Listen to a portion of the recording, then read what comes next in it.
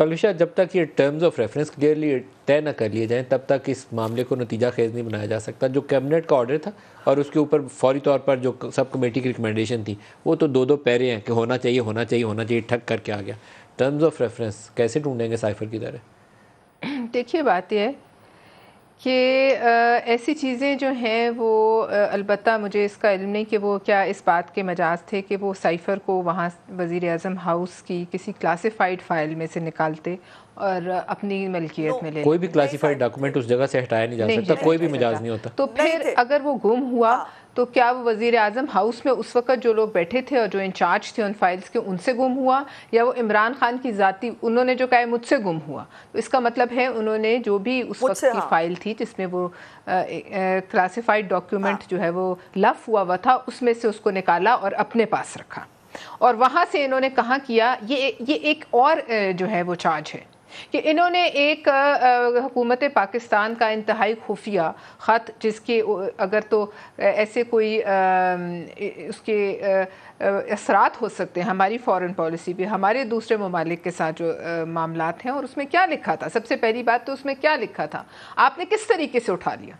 जो सबसे इंटरेस्टिंग बात यह है कि ये 7 आपने हुकूमत पाकिस्तान की रिकॉर्ड टेम्परिंग की, 7 मार्च की मीटिंग है और 8 मार्च से दफ्तर खारजा में वो साइफर आया हुआ है जो असद मजीद ने भेजा हुआ है, और 27 मार्च को इमरान खान ने जलसे में लहराया था। इस तमाम अरसा वो इसको अगर वो जलसे में लहराने वाला कागज़ वो साइफर ही था तो फिर उन्होंने उस फाइल से उस साइफर को चोरी किया है।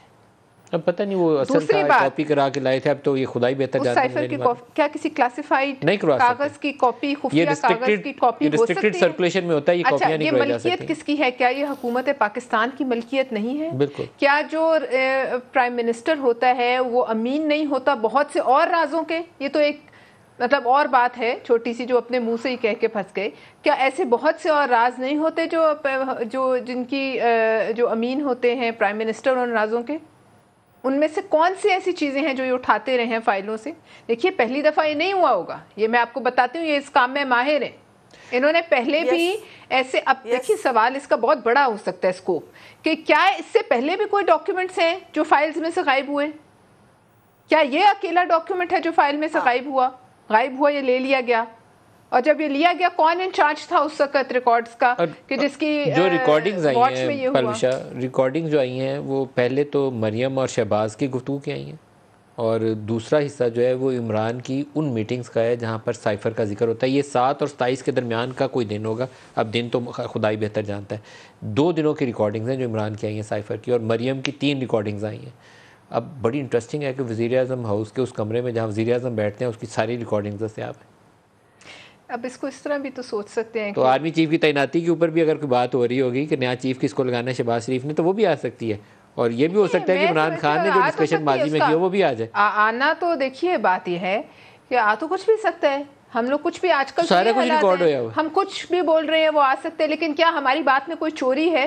वैसे तो देखिए मशवरे से ही काम होता है हुकूमत में, मशवरे करना कोई बुरी बात नहीं, लेकिन साजिश और मशवरे में फ़र्क है। साजिश और मशवरे में, मशवरा तो हम सब करेंगे, मतलब वज़ीर आज़म अपनी कैबिनेट से किसी से भी कर सकते हैं अपनी दानिस्त में कि क्या करना चाहिए, फाइनल डिसीजन तो उनका होगा। लेकिन अगर एक साजिश हो रही हो, ये अलग बात है कि आर्मी चीफ किसको लगाएं किसको ना लगाएं, वो एक पैनल है, उससे बाहर आप नहीं जाएंगे। लेकिन ये अलग बात है कि आप एक दस्तावेज को एक रंग दें ऐसा कि आप अपने इक़्तिदार के लिए, अपने जो है मामलों के लिए पूरे मुल्क को दाव पे लगाएं, वो एक साजिश होती है। दूसरी बात यह है कि जो चीज़ हुकूमत पाकिस्तान की मलकियत है उस मलकियत को उधर से रिमूव करना, जैसे तोशा खाने से इन्होंने लेके पीछे, ये उससे ज़्यादा सेंसिटिव वाली चीज़ है। ये तो स्टेट का एक सीक्रेट है ना, नेशनल सिक्योरिटी का मामला। ये बड़ा ग्रेव क्राइम है। वो खुद कह रहे कि मुझे नहीं पता, मेरे से कहा, वो ये नहीं कह रहे कि वहां मैं छोड़ आया था या उस फाइल में था वहां से कहा गया। डायरेक्ट स्टेटमेंट, वो कहते हैं मेरे पास था, कहीं चला गया, खो गया। कैसे चला गया? आपके पास से और चीजें तो ऐसे नहीं जाती। जब आप लहरा रहे थे तब आपको इल्म नहीं था कि वो चला गया। वो किधर गया? धोबी के पास है, आपकी जेब से निकाल लिया। किसके पास है? वो किसी नौकर के पास है।